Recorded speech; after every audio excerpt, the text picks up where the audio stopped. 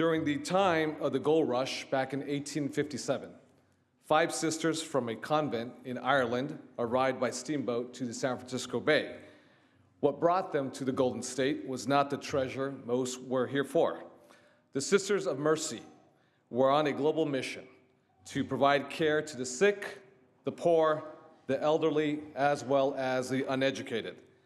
They eventually made their way to Sacramento, where many gold miners' children were neglected and homeless, and the town had just suffered through the cholera epidemic.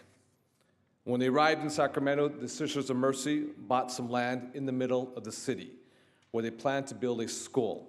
Several years later, in 1860, a nascent state government bought the land from them, laying the foundation for the very same building that we stand here today. A memorial right outside of the north entrance of the state capitol honors the contribution of the Sisters of Mercy, the contributions that have made to Sacramento as well as to the state. And colleagues, I would highly encourage that after a very long day of work here, as you leave the north entrance of the capitol, you will notice as you walk outside towards your right, a small path that's brightened by a lantern held by a nun, guiding her mother and child through the dark. Today, a member of the Sisters of Mercy will bring that shining light held by generations of sisters inside these chambers to serve as our new Senate chaplain. Sister Michelle Gorman's lifelong service to education and the needs of the sick and poor, as well as her leadership in the religious community, have deeply inspired me. So it is a personal honor to introduce Sister Michelle Gorman as our new Senate chaplain. This appointment makes her the first Roman Catholic nun to serve in this position since the founding of our state of California. Sister Gorman followed the route of her predecessors when she immigrated to Northern California from Ireland back in 1971 to care for the people of our state. She continued her education and joined the Sisters of Mercy, who have offered spiritual guidance and devoted service to members of the Sacramento community and the state of California for over 150 years. They serve God's people in many ways, through education, healthcare, social services, and ministries that further social, political, economic, and spiritual well-being. At the beginning of this new year, it is my deep hope Sister Gorman will guide the Senate in pursuing the same.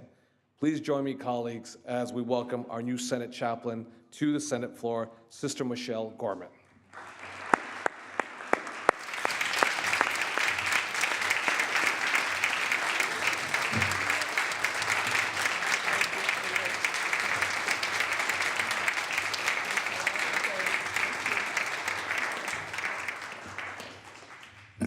Thank you very much, Senator De Leon, for those kind words. And good morning, senators, staff, and guests, and Happy New Year to all of you.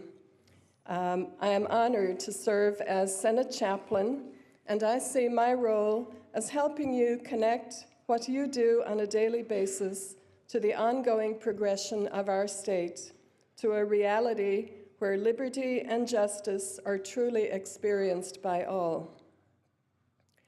Before I begin the first prayer of 2015, I'd like to make a few remarks about the God I will be invoking on your behalf. For me, this God is a God of unconditional love and compassion, not only for your constituents, but also for each one of you. This God is closer to each one of us than we are to ourselves. And she desires to be invited into the daily exigencies of our lives. And I also believe that this God has a sense of humor. As Senator De Leon indicated, otherwise, why would a Sister of Mercy be standing here 157 years after Mary Baptist Russell purchased the land here? And no, we don't want it back. But I like to think that Mary Baptist may have completed some unfinished business. And here I now stand with gratitude and awe at God's mysterious ways. So for our prayer today, I invite us to take a few moments to call to mind our ancestors, all those persons who paved the way for this moment of your beginning legislative session of 2015. Let us remember our biological ancestors. What struggles did they encounter as they left their beloved homeland? What contributions did they make for our freedom and well-being?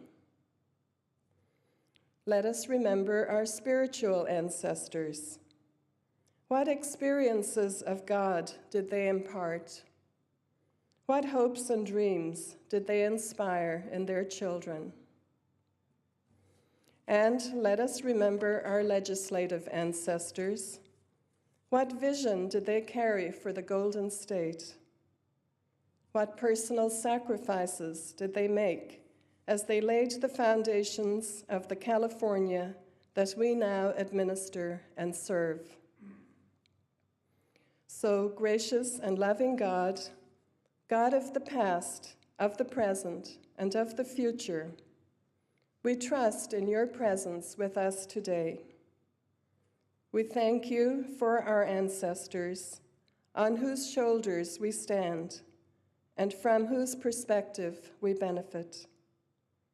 We appreciate that this is our time to collaborate with many factors in the advancement of California and the continued creation of a better and safer planet for all.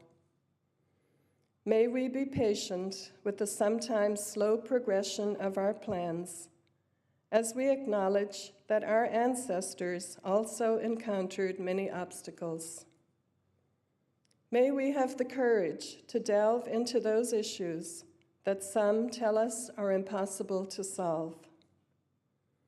And may we act in visionary ways now, so that our descendants in 7 generations will thank us for our generosity, for our perseverance, and for our care for the future.